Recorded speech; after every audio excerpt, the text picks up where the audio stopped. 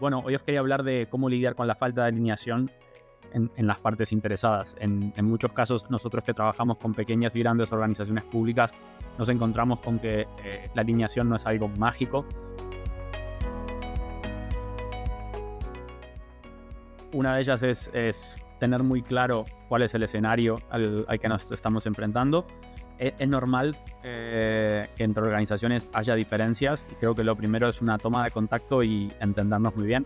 Al final, cuando uno busca una alineación entre dos organizaciones, muchas veces primero tiene que haber una alineación entre humanos, ¿no? Al final las organizaciones están compuestas por seres humanos y muchas veces la falta de entendimiento entre las personas genera que dos organizaciones que potencialmente pueden tener intereses comunes terminen no trabajando en común, ¿no? Con lo cual creo que es muy importante primero entender con quién nos estamos relacionando, con la estructura y con las personas dentro de esa estructura, y preparar ese primer encuentro, esa toma de contacto, ¿no?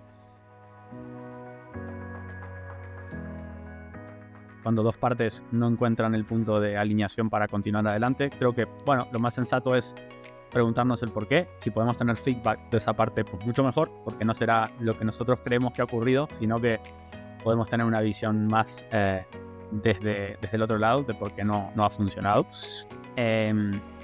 Y si vemos que hay un entendimiento, creo que es muy importante el no imponer nuestra visión.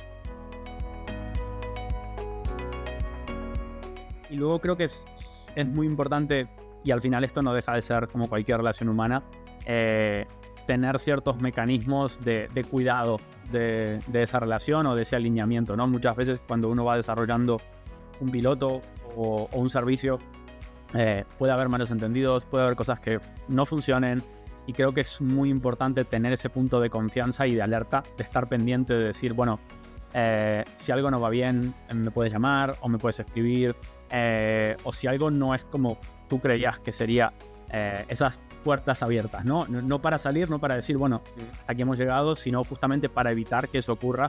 Y muchas veces es generar incluso esos checkpoints, ¿no? El decir, bueno, vamos a reunirnos o vamos a hacer una llamada semanalmente para ver cómo va todo, si estáis contentos, qué problemas os estáis encontrando.